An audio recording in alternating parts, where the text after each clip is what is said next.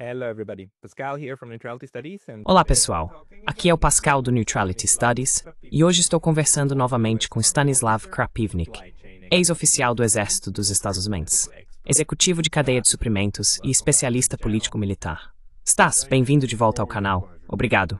Sempre um prazer. Obrigado por aceitar o convite.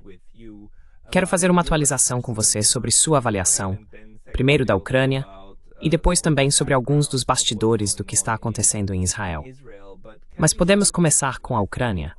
Recentemente, você deu uma entrevista à RT em que o apresentador perguntou: os ucranianos podem virar o jogo? E você respondeu diretamente: não. Você pode me explicar um pouco por que acha que acabou para os ucranianos e por que nem mesmo a OTAN pode ajudar neste momento? NATO can't help anymore at this point? Bem, a OTAN pode prolongar isso e pode prolongar de diferentes maneiras. Com armas, até certo ponto, eles podem prolongar. Eles podem continuar prolongando ao enviar mercenários da OTAN, onde você teve batalhões inteiros de, por exemplo, poloneses, batalhões inteiros desistindo e aparecendo nas linhas de frente russas. Acho que Karol Nawrocki, o novo presidente da Polônia, tem se afastado disso muito rapidamente. E agora eles estão discutindo com os bandeiristas sobre bandeira. Na verdade, porque acho que quando ele assumiu o poder, viu que cerca de 10 mil poloneses foram mortos nos combates como soldados. Acho que isso foi um grande choque para ele. Algo que Duda estava escondendo o máximo possível. Duda queria criar a Rzeczpospolita, que é o Império Polonês. Era para ser o terceiro Império Polonês. Existem muitos outros membros da OTAN. Quero dizer, estive em áreas da linha de frente, já em 24 de dezembro de 2022, onde do outro lado não havia ucranianos. Eram todos poloneses.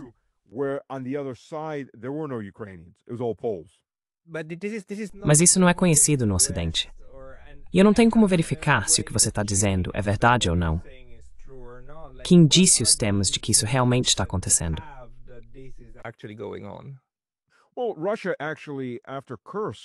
Bem, a Rússia, na verdade, depois de Kursk, publicou nomes e identificou mercenários onde pôde. Porque você tem que lembrar que o lado ucraniano perdeu mais de 70 mil entre mortos e desaparecidos. Se estão desaparecidos, você basicamente conta como mortos na maioria dos casos. E sabe, para quem tem estômago fraco, é melhor desligar o som agora. Muitos desses mortos estão espalhados pelas florestas do sudoeste de Kursk. E isso é só 10% da província de Kursk. Foi só isso que eles conseguiram pegar, cerca de 10%. Entre os cachorros, os porcos selvagens e os ratos, alguns deles literalmente desse tamanho, sem contar o rabo, não sobra muita coisa, só ossos. Quero dizer, eles limpam tudo, e os corvos também.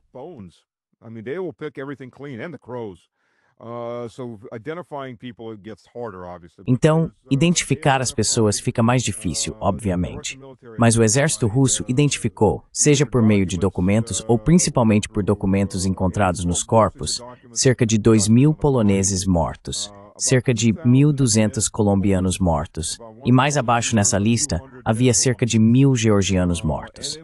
Esses eram os homens de Saakashvili, que agora fugiram da Geórgia e estão todos lutando na Legião Georgiana, incluindo cerca de 190 e poucos americanos, cerca de 140 britânicos e assim por diante. Então há uma presença mercenária muito grande, e esses são apenas os que foram mortos. Não se sabe quantos fugiram antes disso. E esses foram identificados por essas etnias, nacionalidades.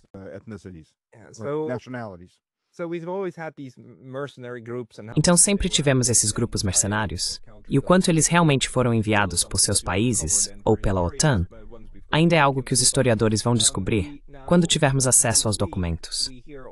Mas agora, justamente nesta semana, ouvimos todo esse barulho sobre os drones na Polônia, certo? E neste momento, novamente, eu leio a grande mídia e não tenho como verificar se essas coisas realmente estão lá. Se isso foi inventado, se são drones intencionalmente enviados, como está sendo noticiado no Ocidente, ou se isso é resultado de interferência eletrônica, tipo dezenas de drones que simplesmente entraram na Polônia. O que você acha dessa história?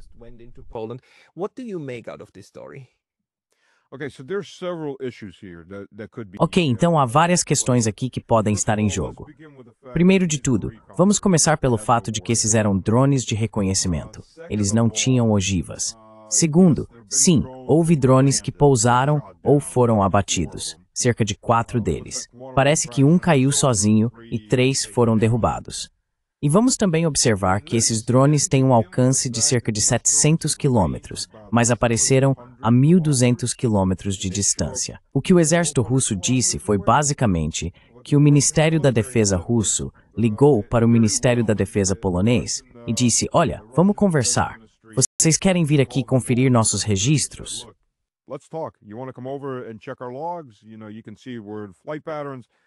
Você sabe, dá para perceber isso nos padrões de voo, porque eles de repente se estenderam bastante. Então há outras opções disponíveis aqui. Bem, são do tipo Geran ou Shahed. Sim, os drones Shahed originais vieram do Irã. Desde então, a Rússia os desenvolveu. Eles já estão na 3ª ou 4ª geração agora. São muito maiores, têm um alcance muito mais longo do que os drones de ataque originais, e alguns deles agora têm motores a jato. Então, eles não se parecem em nada com os drones originais, exceto pelo formato básico. Agora, os americanos estão fabricando, e anunciaram isso há cerca de 1 mês e meio com grande alarde, o drone Shahed. Eles simplesmente fizeram uma cópia dele, certo?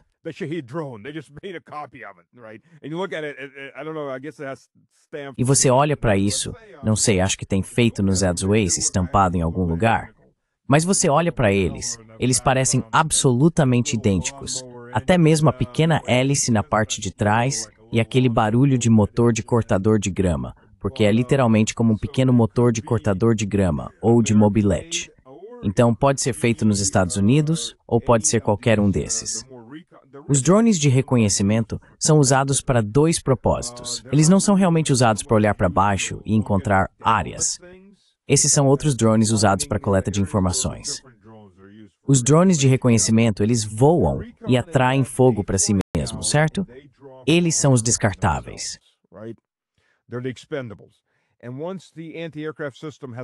E uma vez que o sistema antiaéreo identificou sua posição ao disparar contra esses alvos, ligou seus radares, os lançadores geralmente ficam separados a uma certa distância, normalmente conectados por cabos ou por interface de rádio. Mas assim que o lançador dispara, ele revela sua localização. E então, a próxima onda que vem logo em seguida já tem as localizações dos radares e dos lançadores antiaéreos, e eles se concentram nesses alvos para destruí-los. Agora, há perdas nas missões de reconhecimento, há perdas nos drones de ataque propriamente ditos. Os ucranianos têm algum sucesso em derrubá-los. Então, uma vez que você os derruba, você os reprograma e depois os envia para a Polônia.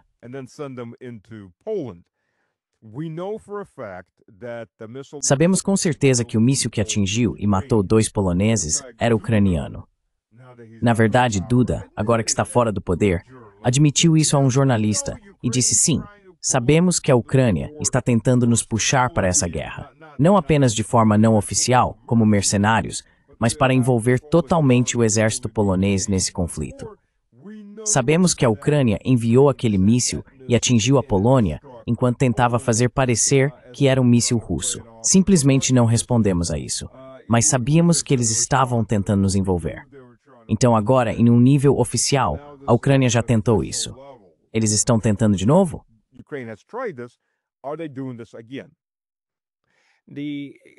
Quero dizer, assim como aconteceu com aquela história do míssil na Polônia, há 1 ano e meio ou 2 anos, se for verdade que esses drones foram enviados da Rússia, seria simplesmente uma atitude tola por parte da Rússia, porque dá aos poloneses e ao pessoal da OTAN tudo o que eles precisam para, você sabe, fazer o que estão fazendo agora. Artigo 4. Estamos sob ataque e precisamos apoiar ainda mais a Ucrânia. Quero dizer, isso é obviamente o oposto do que, estrategicamente falando, a Rússia gostaria. Mas os ocidentais ou os europeus continuam dizendo: os russos estão nos testando. Eles estão nos testando porque vão vir. Estou te dizendo, eles vão vir. Você consegue comentar sobre isso? Porque não há como desmontar a lógica dentro desse manicômio.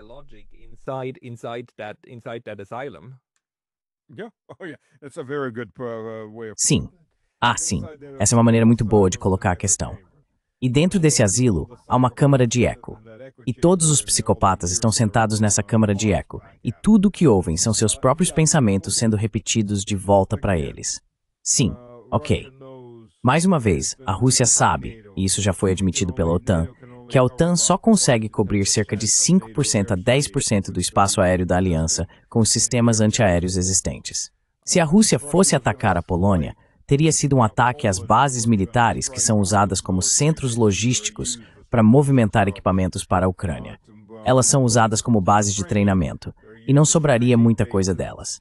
Quero dizer, sejamos realistas. Mas, de novo, quem se beneficia? Essa é a questão fundamental de tudo. Quem se beneficia? A Rússia se beneficia lançando uma dúzia de drones de reconhecimento que, aliás, valem por bordo das turrets a dado combustão. By the way, have flown twice as far as their fuel capacity, but we'll ignore that little fact. Mas vamos ignorar esse pequeno fato. A Rússia se beneficia ao fazer isso com a Polônia? Não, é claro que não se beneficia. Não há benefício algum nisso. A Rússia se beneficia ao explodir o Nord Stream? É claro que não se beneficia ao explodir o Nord Stream. A Rússia se beneficia de quase qualquer coisa da qual foi acusada? Não, eles não se beneficiam de nada disso. Quem se beneficia? Bem, os beneficiários por trás disso são Tusk, que é um dos aliados dela, foi o primeiro a bater os tambores. Vamos para a guerra, vamos para a guerra, vamos. E Sikorsky, também conhecido como o Sr. Applebaum, cujo filho está nas Forças Armadas dos Estados Unidos. Pense nisso. O ministro das Relações Exteriores da Polônia não só é casado com uma americana, uma neoconservadora proeminente, como o filho dele serve no exército dos Estados Unidos. Eu nem sabia disso. A maioria das pessoas não sabe. Ele não divulga isso. E a gente sabe sobre o Applebaum e a esposa dele, mas não sobre... De qualquer forma, descobri isso por meio de um bom amigo meu que é doutor em História. Ele é muito polonês, morou no Canadá e agora está morando na Polônia novamente. E ele disse, vamos conversar sobre toda essa situação. Então, é claro que a Rússia não se beneficia disso. Certos grupos, no entanto, se beneficiam. Seja o que for, isso continua e se arrasta. Essa arrogância europeia interna de estamos fazendo algo, quando na verdade tudo o que fazem é prolongar o sofrimento e estender ainda mais esse conflito. Como você acha que a Rússia está interpretando toda essa bobagem? Como as conversas internas dos europeus, quando os russos já sinalizaram que têm um interesse sério em conversar com os americanos, certo?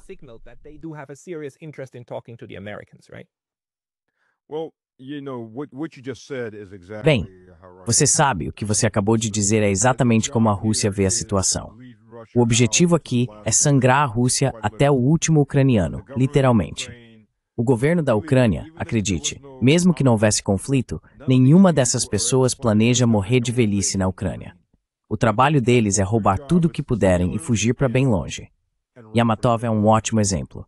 Ele foi ministro da Defesa por um ano.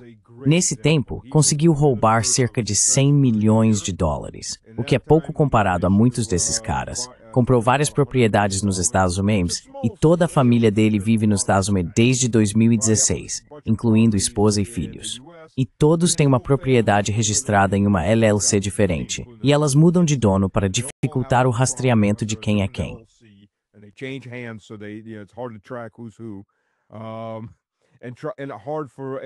E é difícil para qualquer futuro governo ucraniano tentar confiscar isso de volta. Mas ele ficou na Ucrânia para ganhar dinheiro. E é isso que todos esses caras fazem.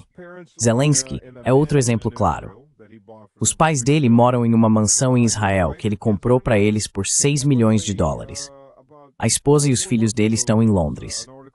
E, aliás, cerca de 4 meses atrás, saiu uma matéria na imprensa inglesa, não só na imprensa em inglês, mas até na imprensa inglesa, dizendo que Zelensky comprou um banco de investimentos pela pequena quantia de 1,5 bilhão de libras. Ele também comprou um hotel cassinos no sul do Chipre. Isso foi revelado por uma admissão do presidente do Chipre, ou do sul do Chipre, da República do Sul do Chipre, e assim por diante.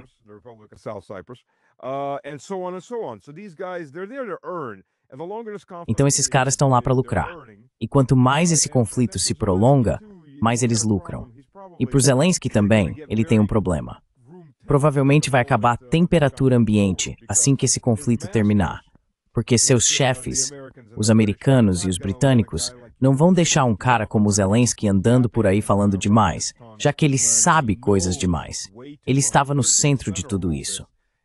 E vai ficar muito constrangedor para ele se ele disser algo que não deveria, ou, Deus me livre, cair nas mãos dos russos e acabar realmente revelando tudo. Pessoas assim não ficam vivas por muito tempo. Elas acabam temperatura ambiente.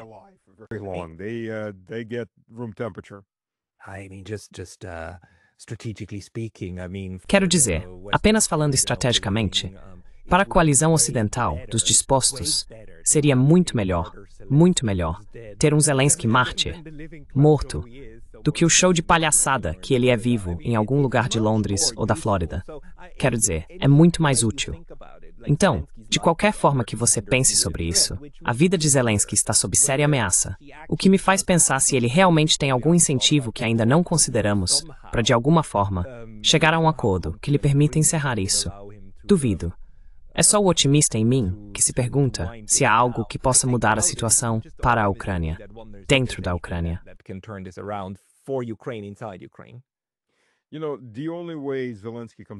Sabe, a única maneira de Zelensky sair vivo dessa é se ele escapar, correr até a fronteira com Belarus e se render a Lukashenko, depois ir para a Rússia.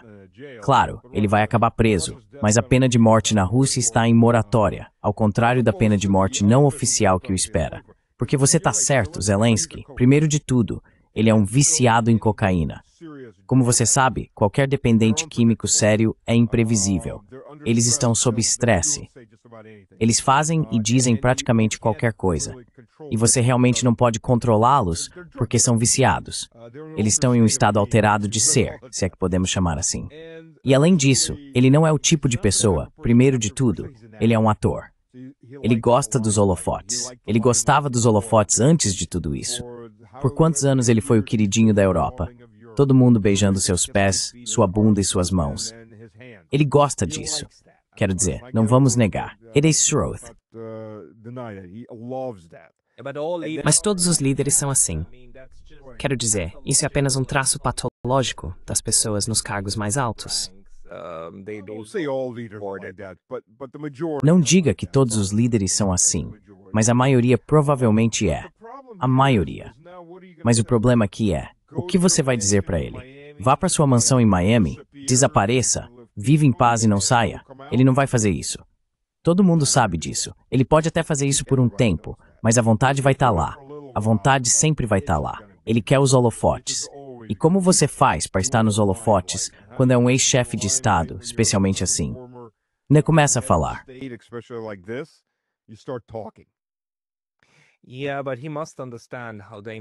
Sim, mas ele deve entender o quão perigosa é a posição dele. E nós vimos, quero dizer, só para trazer de volta alguns dos acontecimentos que vimos ucranianos na Espanha, pessoas de nível médio a alto na estrutura formal, sendo assassinadas na rua. Certo? Então, a luta interna dentro desse grupo de saqueadores está acontecendo, certo? Você tem alguma noção de como está a disputa de poder, a luta pelo poder dentro do esquema ucraniano?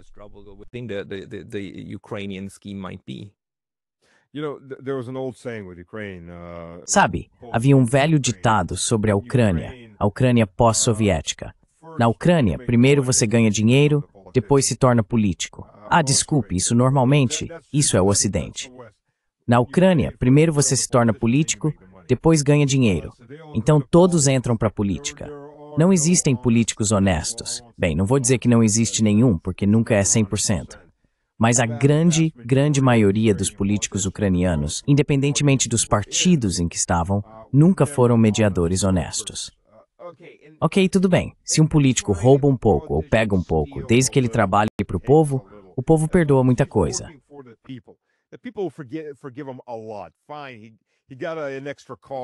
Tudo bem, ele conseguiu um carro extra, mas veja o que ele fez pelo país. Mas aqui não existe esse conceito.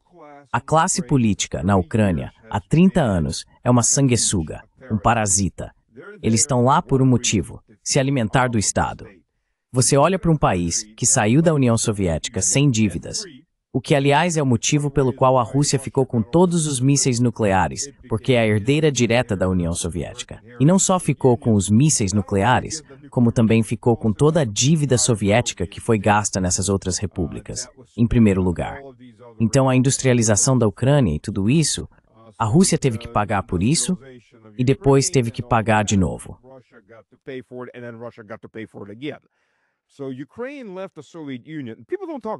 Então a Ucrânia saiu da União Soviética. As pessoas não falam sobre isso, aliás. A Ucrânia deixou a União Soviética com uma economia, uma base industrial e científica e uma população do tamanho da França.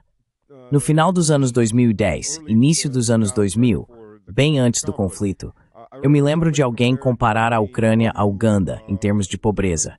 E o presidente de Uganda ficou muito ofendido e disse: "Nós não somos tão pobres quanto esse povo. Vivemos muito melhor do que os ucranianos." Ou seja, quanto você tem que roubar sem parar para sair do nível da França em menos de 30 anos e chegar ao nível dos países mais pobres da África? Pois é.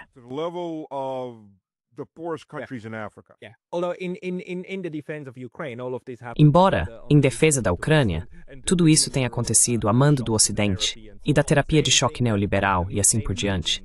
A mesma coisa, quero dizer, o mesmo saque que aconteceu na Rússia. A diferença é que lá foram tomadas contramedidas. Você tem diferentes lideranças na Ucrânia que, na verdade, estavam promovendo ou colaborando com isso. E a questão, então, é: você tinha líderes com uma postura mais neutralista, como Yanukovych, ou mais alinhados ao Ocidente, como, qual era o nome dela? Timoshenko. E quando você pergunta que tipo de atores de poder estão no comando quando Timoshenko está lá, é preciso lembrar também.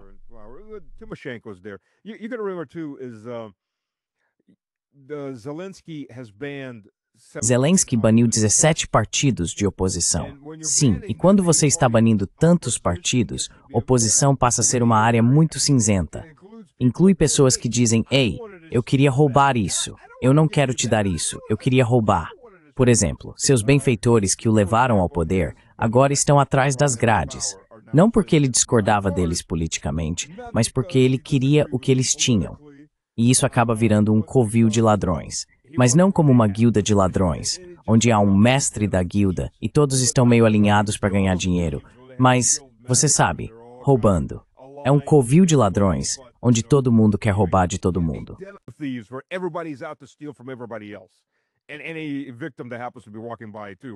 E qualquer vítima que por acaso esteja passando por perto também, já que estamos falando disso. Esse é o clima político na Ucrânia. E então você adiciona a guerra, e aquilo se torna um covil de ladrões lutando pela sobrevivência. Eles estão, literalmente, não apenas dispostos a roubar uns dos outros, mas também dispostos a cortar a garganta uns dos outros. Kuleba, o ex-embaixador para, como é o nome dele, o fígado de salsicha molhada, o primeiro, chanceler da Alemanha. Kuleba era o embaixador ucraniano lá. Ele simplesmente fugiu para a Polônia no meio da noite. Sabe, ele foi embora porque teve um desentendimento com o Zelensky. Então, nesse caso, a coisa fica realmente séria e mortal.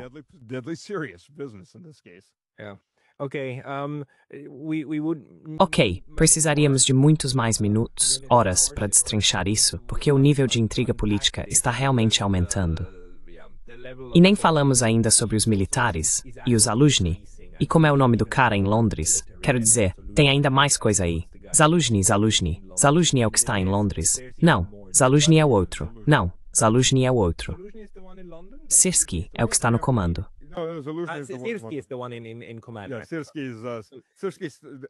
Syrskyi é o general 200. 200 é a classificação para baixas. MIA, morto em ação. 300 é FIA, ferido em ação. 400 são desertores. 500 é como se fosse mentalmente incapacitado. É uma classificação antiga soviética. Então o apelido dele é General 200, porque ele gera muitos mortos do próprio lado.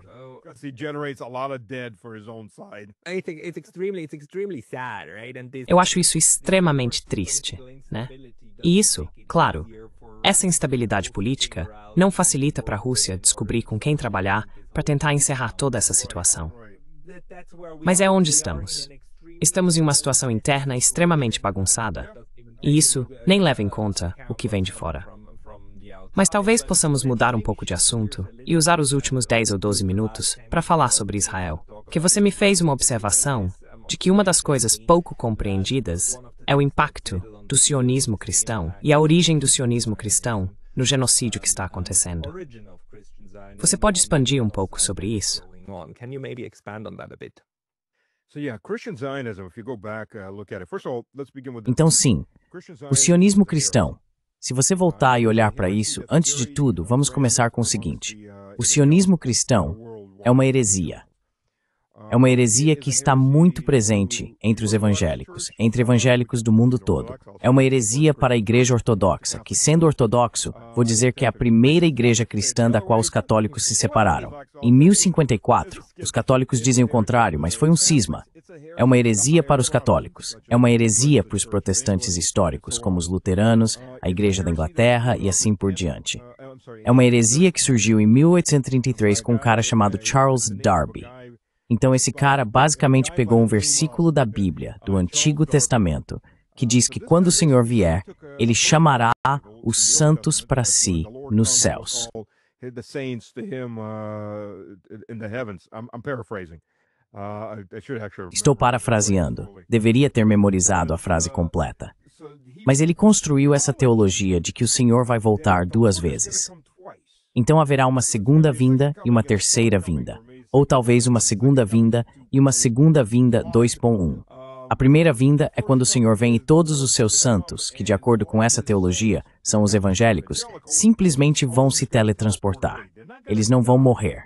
Vão se teletransportar e pronto. Então, todo o resto vai ficar na terra, porque todos estão condenados e vão acabar se devorando e se matando uns aos outros.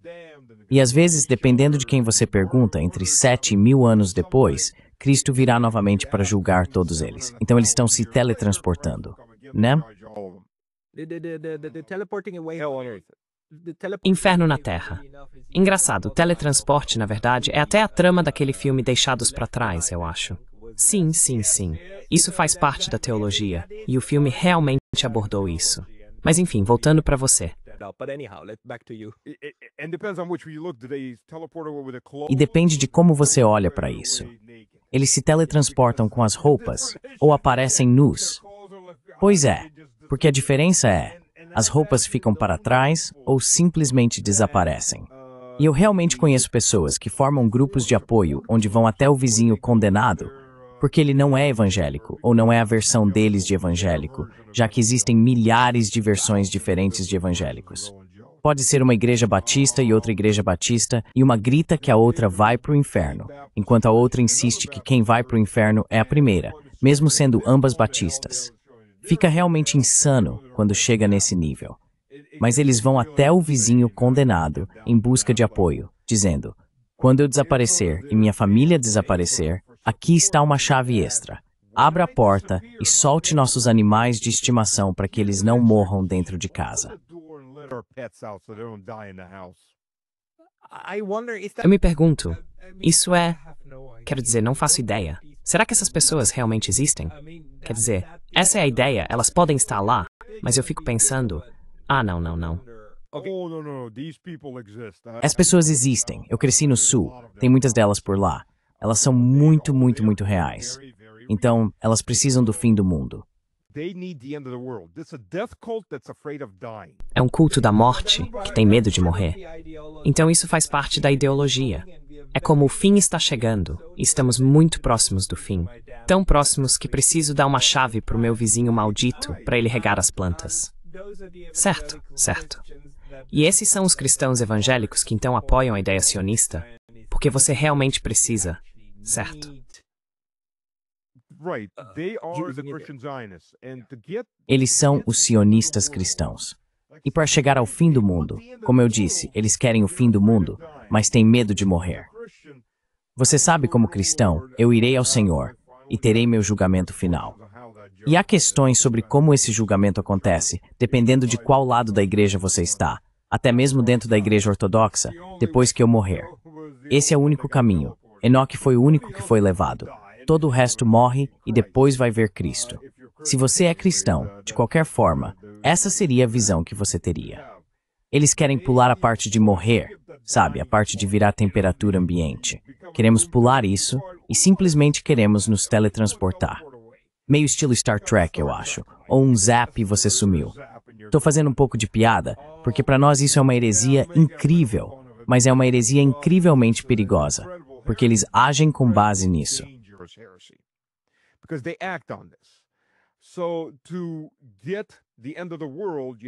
Então, para chegar ao fim do mundo, é preciso ter o Armagedon. Para ter o Armagedon, é preciso ter o terceiro templo. Para ter o terceiro templo, é preciso ter um Israel etnicamente e religiosamente puro, ou o Grande Israel. Os israelenses querem o Grande Israel. Não tenho tanta certeza sobre o quanto os evangélicos se importam com o Grande Israel, desde que exista um Israel com o terceiro templo. Mas isso significa que tem que ser um Israel ortodoxo. Não ultra-ortodoxo, mas basicamente ortodoxo, com apenas judeus, mais ninguém, e nenhuma outra forma de judaísmo. E eles apoiam isso. O que você acha que os Haredim pensariam de tudo isso? E além disso, há esse outro movimento que é o dispensacionalismo, onde eles interpretam erroneamente o que a Bíblia diz. Veja, para os cristãos, desde o início da igreja, você vai ter que aguentar um pouco de teologia, me desculpe.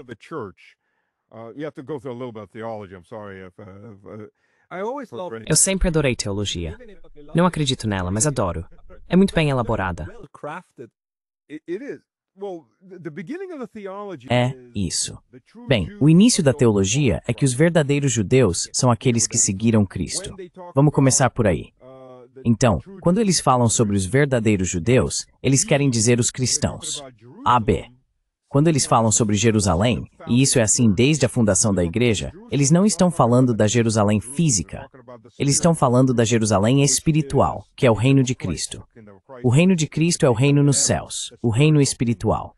Como ele disse quando Pôncio Pilatos lhe perguntou, "Você é o rei? Você é o rei de Israel?" Ele respondeu, "Meu reino está nos céus." My kingdom is in heaven. I'm paraphrasing again. Estou parafraseando novamente, mas meu reino está no céu. Eu não sou o rei do mundo físico aqui, e é por isso que Pôncio Pilatos disse bem, não vejo culpa neste homem, não vejo motivo para executá-lo.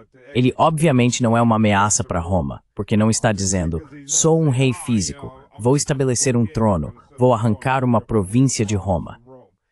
Então, desde o início, a igreja via isso como, Jerusalém é uma Jerusalém espiritual. Essas pessoas inventam stepfafis não fall. E interpretando legitimaneira de Deus ou Isratus.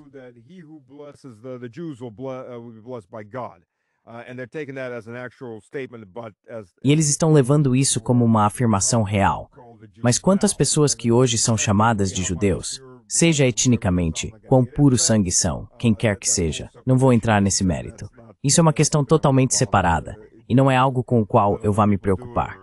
Deixe que outras pessoas façam isso, ou o que for. Mas a afirmação teológica aqui já é anticristã, certo? Então você não vai receber uma bênção por abençoar aqueles que mataram Cristo, certo? Porque é isso que a igreja ensinou desde o início.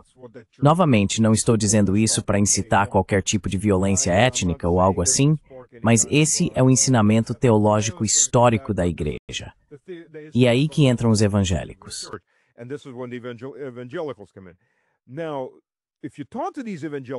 Agora, se você conversar com esses evangélicos, não é que eles de repente amem os judeus, porque eles vão te dizer uma de duas coisas. Ou todos vão se converter no último dia, ou todos vão para o inferno de qualquer jeito. Só precisamos deles para construir o templo, o terceiro templo, e o Armagedon. Só precisamos do fim do mundo. E você olha para essas pessoas e pensa, uau, vocês são realmente insanos. Existem ministérios chamados Ministérios do Fim dos Tempos, que fazem excursões turísticas. Você pode procurar no YouTube, tem vários vídeos deles no YouTube. E esses pastores estão lá com seu grupo de turistas evangélicos dizendo, e é aqui que os exércitos chineses e russos do anticristo vão descer.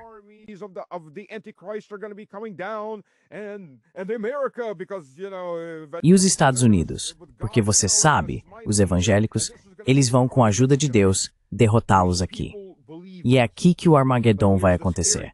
E essas pessoas acreditam nisso. Mas aqui está a parte assustadora. Essas pessoas estão no poder. Sim, Mike Johnson, presidente da Câmara dos Representantes, é evangélico.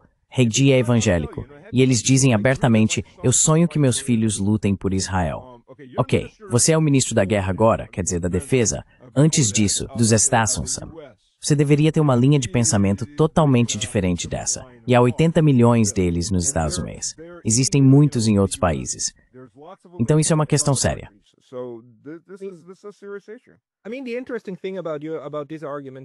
O interessante desse argumento aqui, sobre a influência, seja dos evangélicos movidos por ideologia ou religião, e sua distribuição também na sociedade norte-americana e no aparato político, é que isso significaria que você nem precisa do lobby pró-Israel para explicar o poder dessa ligação tão estreita. Então, de certa forma, eu não acho que seja uma questão de ou um ou outro. Acho que pode ser ambos ao mesmo tempo.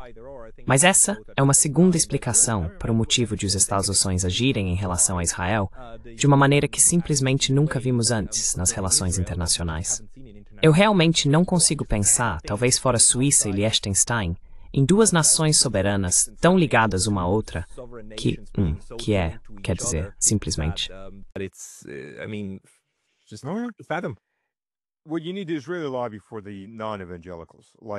O que você realmente precisa é de um lobby para os não evangélicos, como por exemplo, Marco Rubio, ou, ai meu Deus, por que não consigo lembrar os nomes quando realmente preciso lembrar? Rubio, o secretário de Estado. Espera, esse é o Marco Rubio. Ah, desculpa, não é o Marco Ted Cruz. Esse é o cara. Confundi os dois na minha cabeça. Desculpa, sou péssimo com nomes. Ted Cruz, por exemplo. Ambos são católicos. Ambos não se importam que o Papa do Vaticano estava protestando contra o assassinato de palestinos católicos. Porque as pessoas esquecem que há muitos palestinos ortodoxos e católicos.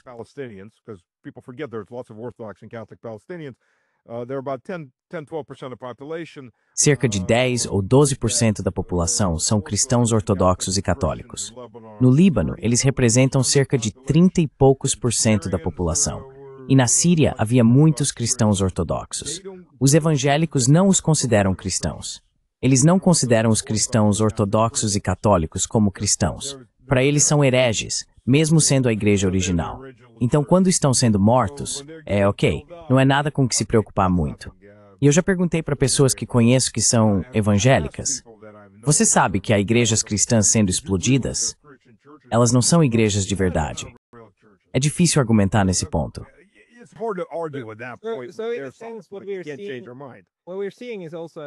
Então, de certa forma, o que estamos vendo é também uma divisão interna entre cristãos. Não apenas um desacordo, mas uma cisão, certo?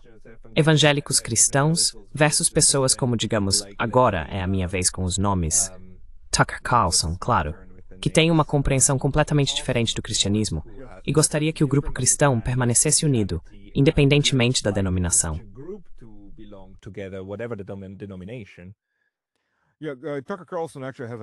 Sim, o Tucker Carlson, na verdade, tem uma visão muito mais tradicionalista.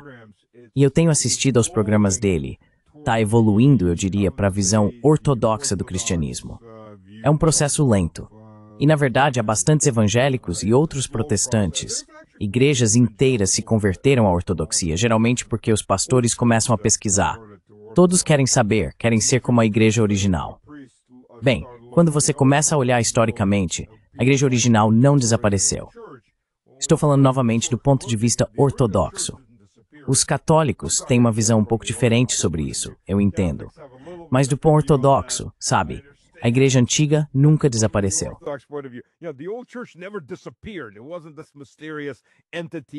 Não era essa entidade misteriosa, esse negócio de OVNI ou, sabe, criptozoologia. Não desapareceu. Ainda está lá. Tem 2000 anos de idade. Você realmente não precisa procurar muito para encontrar. E quando eles começam a olhar para isso, começam a olhar para a teologia e dizem, quero dizer, essas pessoas na maioria das vezes nunca vão se tornar católicas, porque desprezam o catolicismo, já que romperam com o catolicismo. Mas a ortodoxia é algo novo para eles, porque não conhecem. E essa é uma das formas de eles se aproximarem da teologia antiga que é compartilhada entre ortodoxos e católicos. E eles vão olhar para isso e dizem, estávamos errados. Ok. E há essa realização.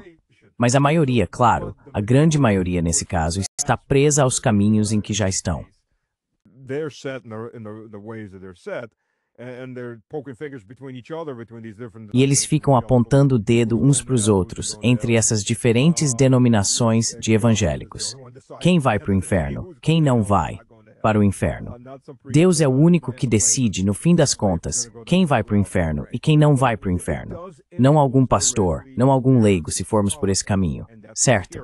Mas isso influencia diretamente a política deles, e essa é a parte assustadora. Agora, Marco Rubio, existe um site nos Estados Unidos que rastreia o quanto o AIPAC favoreceu políticos. Rubio estava em 1,1 milhão, Cruz estava em 2 milhões. Então você se pergunta, sabe, por que eles, como católicos, realmente não ligam para o que o Papa diz? Será que há outra coisa influenciando as decisões deles, como suas contas bancárias? Their decision making, like their I bank mean, accounts. the one thing that was crazy is that A coisa mais absurda é essa ideia de que o Papa teria alguma influência sobre os Estados Unidos. E isso, claro, remonta à época do Kennedy. Mas isso nunca foi verdade, certo?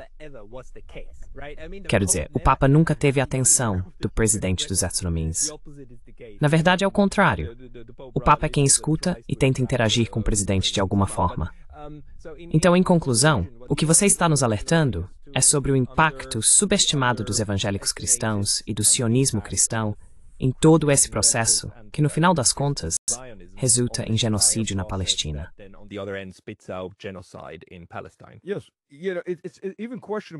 Sim, é até questionável o que veio primeiro, o ovo ou a galinha.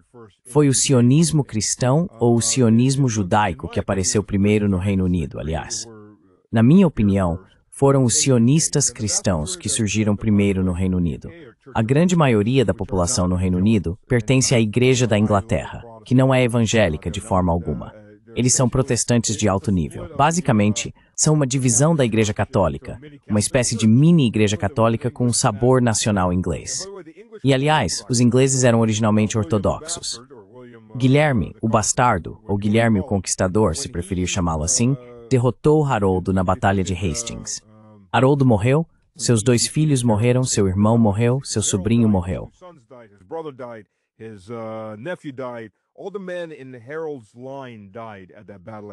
Todos os homens da linhagem de Harold morreram na Batalha de Hastings. A esposa de Harold levou sua filha, embarcou em um navio e navegou até Kiev, que era russa na época. A filha dela se casou com um príncipe russo porque todos eram ortodoxos. Eles simplesmente foram para o próximo grande país ortodoxo. Agora, quando Guilherme, o Bastardo, Guilherme, o Conquistador, conquistou a Inglaterra, ele a trouxe para a Igreja Católica. E é por isso que ele foi abençoado pelo Papa para conquistar a Inglaterra.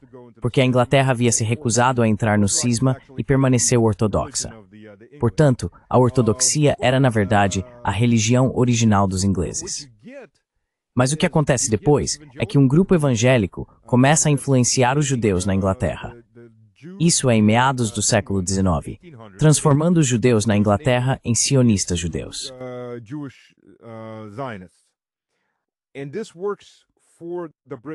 E isso funciona para as elites britânicas, porque primeiro, elas conseguem se livrar dos judeus, todos eles podem imigrar para Israel.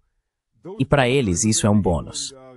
E segundo, esses judeus que estão imigrando para a Terra Santa são britânicos, porque culturalmente eles são britânicos. Ainda pode haver essa diferença religiosa, talvez, mas culturalmente eles são britânicos. Então, basicamente, eles estão criando uma colônia na Terra Santa, que neste momento faz parte do Império Otomano. Então, olhando a longo prazo, vamos arrancar uma boa parte do Império Otomano dos otomanos. Vamos ter uma base do Império Britânico no Oriente Médio, onde antes não tínhamos nada. Então é uma situação em que todos ganham.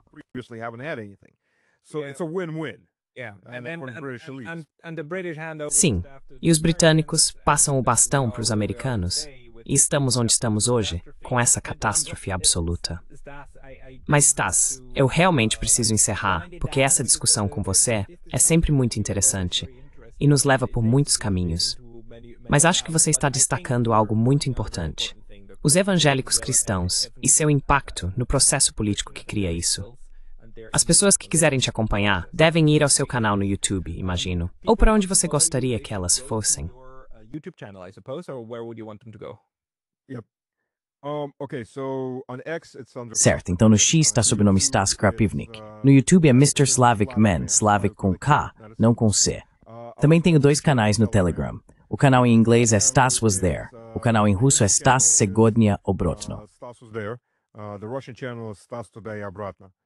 I will Vou colocar os links na descrição abaixo e todos deveriam conferir o trabalho do Stas e suas análises políticas. Vale a pena acompanhar.